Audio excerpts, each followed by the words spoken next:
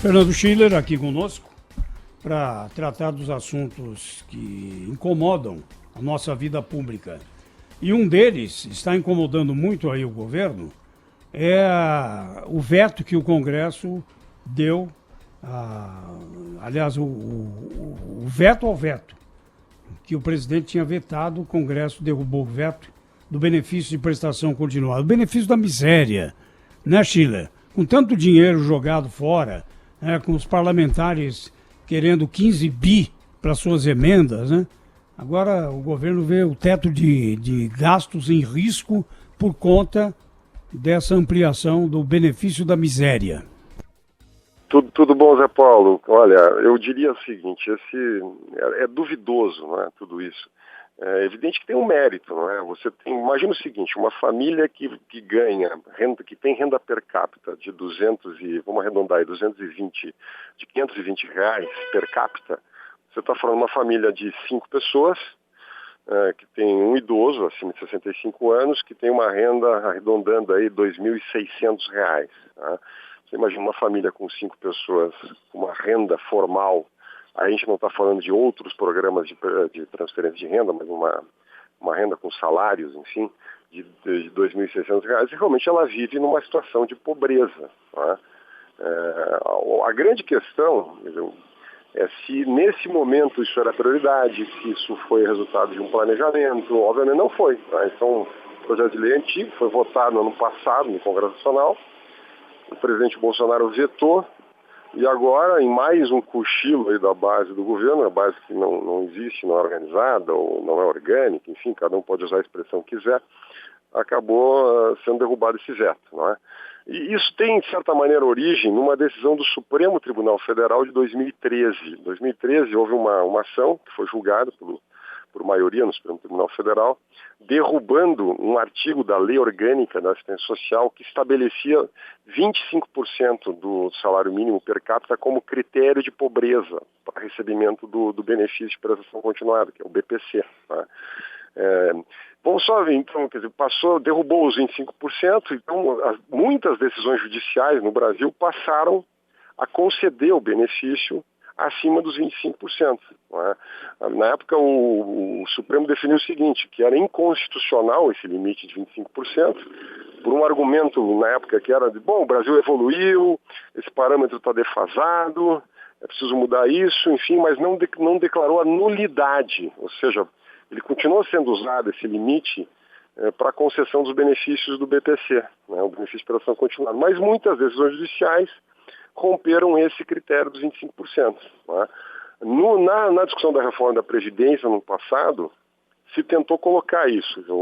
Havia uma proposta do governo de colocar isso na Constituição, né, até para sanar essa discussão, se é 25%, se é 50%, enfim, colocar os 25%, mas não passou no Congresso e ficou aberto esse tema. Enfim, e agora o Congresso estabeleceu que é 50%, né? Reestabeleceu um critério de pobreza de 50%. Isso tem um potencial, segundo o Felipe Salto, que é o diretor da Agência Fiscal do Senado Federal, tem um potencial de custo para o Estado brasileiro em torno de 20, 21 bilhões ano, né? Porque a partir de agora, muitos idosos que não eram, digamos assim, que não eram passíveis de receber esse benefício, vão passar a pedir o benefício, né? Dobrou simplesmente a renda, né? É a renda mínima exigida. Se isso é válido ou não, olha, cada um pode julgar. Obviamente, a pobreza é um fato, na minha opinião, inaceitável num país como o Brasil. Agora, se essa é a melhor maneira de combater a pobreza, você dá um salário mínimo a mais, não é? Você tem, por exemplo, eu estava vendo um dado aqui, esse limite de R$ 520 é 5 vezes o valor mínimo lá do Bolsa Família, por exemplo. Não seria mais importante, por exemplo, você reforçar o Bolsa Família, exatamente aumentar o benefício do Bolsa Família, que realmente pega, né, as pessoas em extrema pobreza no Brasil? Esse ponto que você coloca é muito importante e fundamental, né? De avaliar qual é a melhor maneira de distribuir esse dinheiro para as pessoas que mais precisam. E essa comparação com os beneficiários do Bolsa Família, para mim, pelo menos, é matadora a respeito de de qualquer argumento, né? Exatamente. Quer dizer, vamos só para comparar isso, Rafael, nós passamos alguns meses discutindo se era válido ou não conceder o 13º para o Bolsa Família, que dava um impacto de 2,5 bilhões por ano. Agora, de uma hora para outra, sem discussão nenhuma, nós aprovamos um potencial de gasto de mais de 20 bilhões para um extrato de renda de pobreza, mas, digamos assim, muito acima da extrema pobreza, né? Da extrema pobreza que o Bolsa Família atinge. Agora, o Schiller, você acha que a gente está de volta aí a esse período, aquele período de relacionamento estabelecido entre a ex-presidente... É claro, não estou comparando nem os presidentes, nem o momento dos dois, não tem nada a ver uma coisa com a outra. Mas a relação do Congresso com o presidente da República não é parecida com aquele momento da ex-presidente Dilma Rousseff com o Eduardo Cunha? E aqui, reforço, não estou falando de impeachment, nada disso, mas essa coisa de um lado que é o ajuste, tanto é que ela nomeou o Joaquim Levy para ser ministro da Fazenda, e o outro fica jogando pauta-bomba para cima do Planalto para se vingar, sabe-se lá do que exatamente? Acho que há esse risco da gente entrar momentaneamente, pelo menos, nesse tipo de ambiente, Schiller?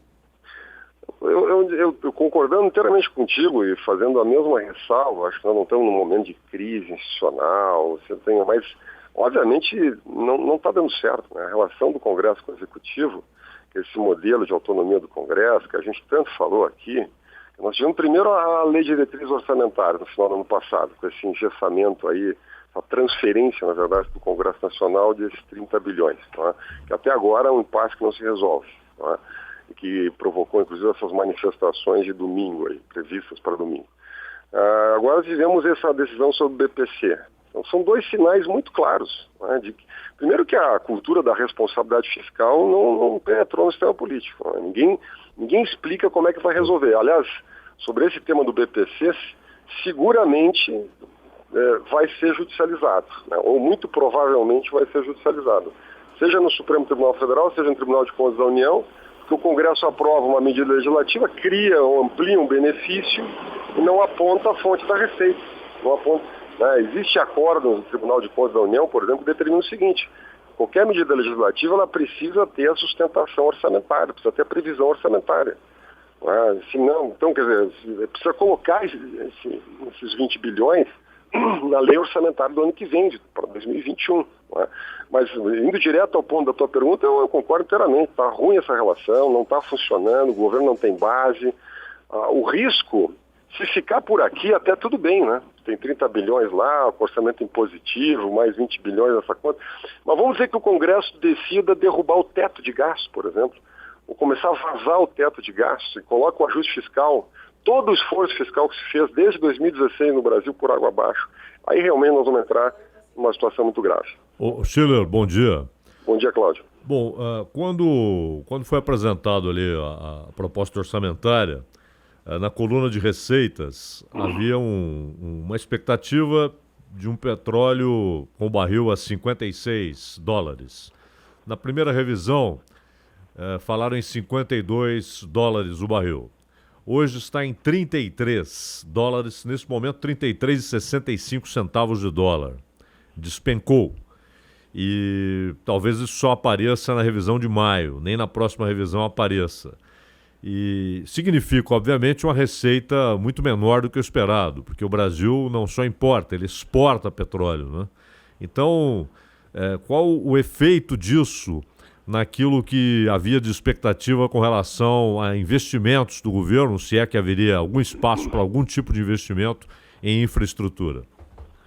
Olha, Cláudio, vamos lá. O ministro Paulo Guedes ontem declarou que num cenário mais radical, um cenário mais grave do coronavírus, que é o que está se desenhando, na verdade, nós podemos ter um PIB de 1% de novo.